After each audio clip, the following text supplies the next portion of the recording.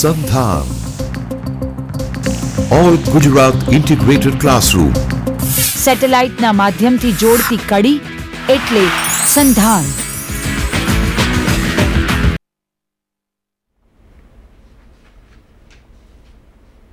Good afternoon all.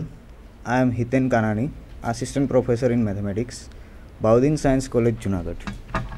Today I am going to talk on metric space. Outline of my lecture is, first of all, I will give introduction of metric space, then definition and examples of metric space, then we define open and closed spheres, then examples of spheres, then Hausdorff property, then we define interior point, open sets, example of open sets and references. In analysis, we are concerned mainly with two elementary concepts. One is convergent sequences in K and another one is continuous functions with domain and ranges in K. We note that each of these notions depends precisely on the concept of the absolute value, modulus of x minus x0 of the difference between the numbers x and x0 in K, where K stands for either real or complex number system. Many of the properties of convergent sequences and continuous functions depend only on the properties of this distance and not directly on the algebraic nature of the real or complex number system. We write modulus of x minus y, the distance between x and y. The following properties of the distance are well known. Distance between 2 points is always non-negative, and distance between 2 points x and y is 0 if and only if those 2 points are same. Distance from a point x to y is same as distance of y from x, and if we have 3 points x, y and z, then distance between x and y is always less or equal distance between x and z plus distance between z and y.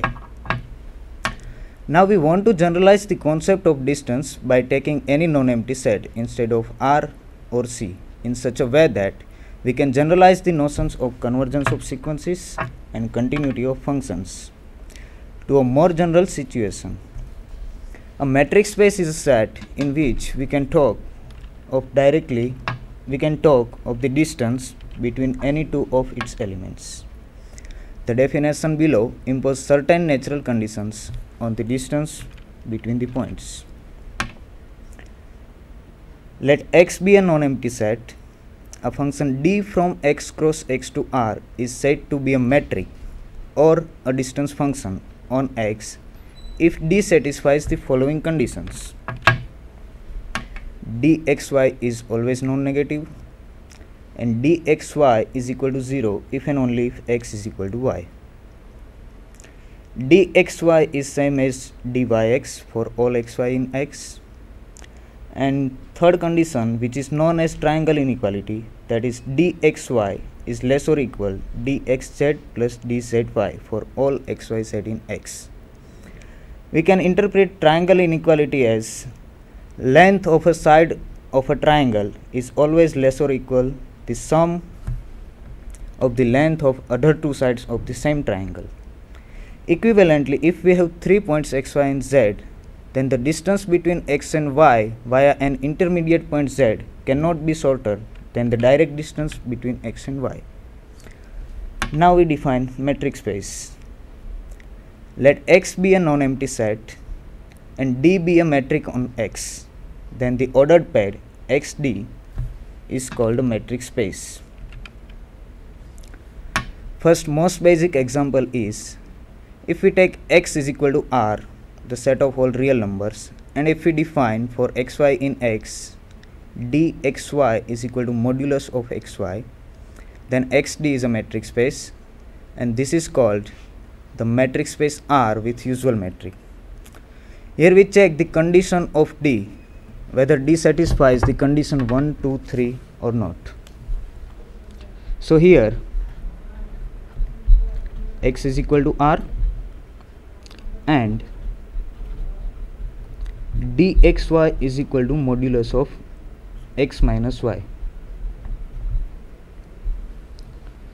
Now we recall that modulus of x is defined by modulus of x is equal to x if x is greater than 0, 0 if x is equal to 0, and minus x if x is less than 0. Then by definition of modulus, it is clear that mod of x is always greater or equal 0 for all x in R. So now let x and y in R, then modulus of x minus y is always greater than 0, which means that dxy is always greater or equal 0. Also, dxy is equal to 0 if and only if modulus of x minus y is 0, and by definition of this modulus, modulus of x minus y is 0 if and only if x minus y is equal to 0, that is if and only if x equal to y. It means D satisfies the first condition of metric. Now we check second condition. Let x, y belongs to R, then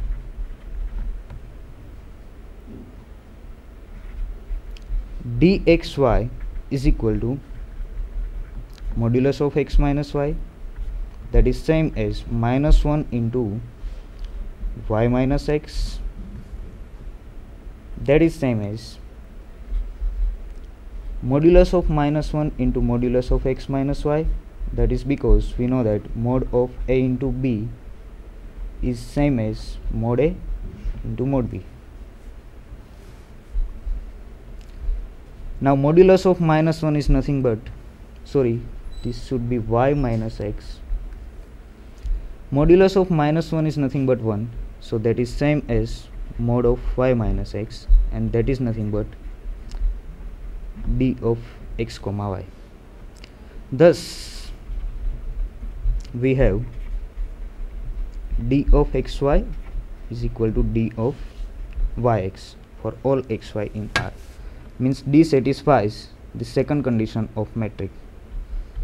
Now for the third one, let x, y, z belongs to R, then dxy, that is nothing but modulus of x minus y, that is same as x minus z plus z minus y, which is always less or equal modulus of x minus z plus modulus of y minus z. That is because we know that mod of a plus b is less or equal mod a plus mod b, and this is nothing but distance between x and z plus distance between z and y. Since x, y, z was arbitrary, this is true for all x, y, z in R. Thus D satisfies third inequality also. It means X with D is a metric space, and this metric D is called usual metric on real line R. Another example is, let x is equal to c, the set of all complex numbers. Then for z and w in C, if we define dzw is equal to modulus of z minus w. Here modulus means distance of z minus w from origin. Then xd is a metric space, and this is called the usual metric space C with usual metric. I am not going to check all these conditions. Next one, if we take x is equal to Rn, set of all n tuples, then for x is equal to x1, x2 up to xn, y is equal to y1, y2, yn in x. If we define dp of xy is equal to summation k is equal to 1 to n mod of xk minus yk raised to p whole raised to 1 by p, where p is equal to 1 and 2. And if we define d infinity of xy is equal to maximum of mod of xk minus yk for 1 less or equal k less or equal n, then x dp as well as x d infinity are metric spaces. So let me check the condition for d1. So we are taking here x is equal to r2 rn and dp is given by summation xk minus yk raised to p whole raised to 1 upon p. K is running from 1 to n. Here we take n is equal to 2 and p is equal to 1. Then we have x is equal to r2 and d1 of x comma y is nothing but modulus of x1 minus y1 plus modulus of x2 minus y2. Now it is clear that modulus of x1 minus y1 is non-negative, modulus of x2 minus y2 is non-negative, so their sum is also non-negative. It means d1 of xy is non-negative for all xy in R2. Also, if or d1 xy is equal to 0, not if, d1 xy is 0 if and only if x1 minus y1 plus x2 minus y2 is equal to 0. Since this term is non-negative, this is non-negative, both has to be 0. This and modulus of x2 minus y2 is equal to 0.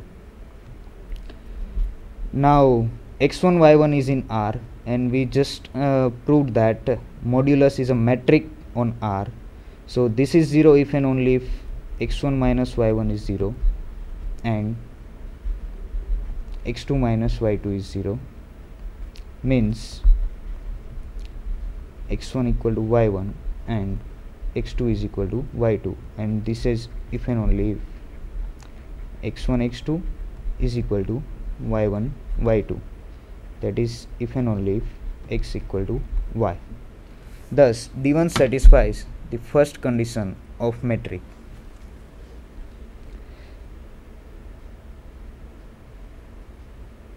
Now for the second condition, let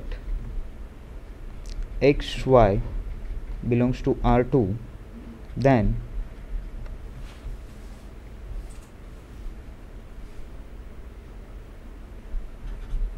dxy, that is nothing but x1 minus y1 plus modulus of x2 minus y2, and modulus is metric on R, so this is same as y1 minus x1 plus modulus of y2 minus x2, and this is nothing but distance between y and x. It means this satisfies second condition, and similarly we can prove the triangle inequality for d1. So let x is equal to x1 x2, y is equal to y1 y2, and z is equal to z1 z2 belongs to R2. Then dxy, that is nothing but modulus of x1 minus y1 plus modulus of x2 minus y2, that is same as x1 minus z1 plus z1 minus y1 plus x2 minus z2 plus z2 minus y2, which is less or equal x1 minus z1 plus z1 minus y1 plus modulus of x2 minus y2 plus modulus of z2 minus y2. Now these two will give you distance between x and z, plus these two will give you distance between z and y.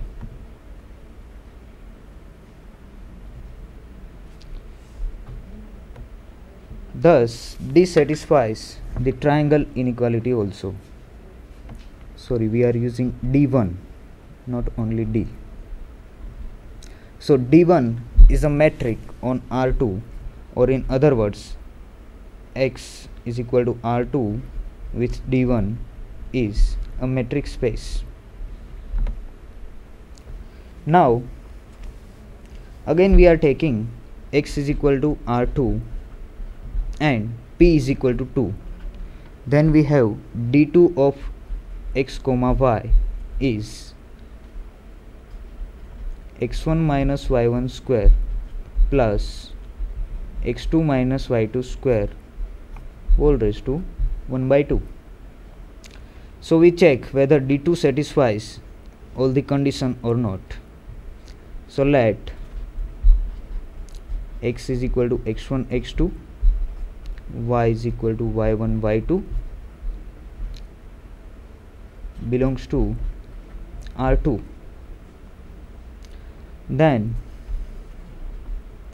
clearly x1 minus y1 square is non-negative and x2 minus y2 square is non-negative, hence their sum is also non-negative.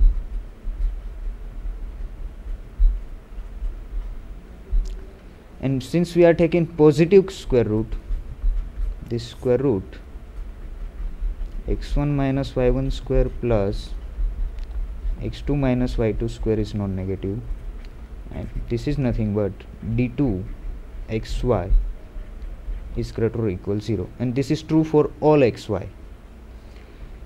Similarly, if d2 xy is equal to 0, that is if and only if this square root is equal to 0, that is x1 minus y1 square plus x2 minus y2 square.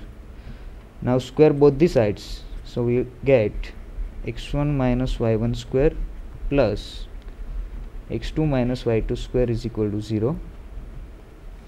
Now square is always non-negative, so this is if and only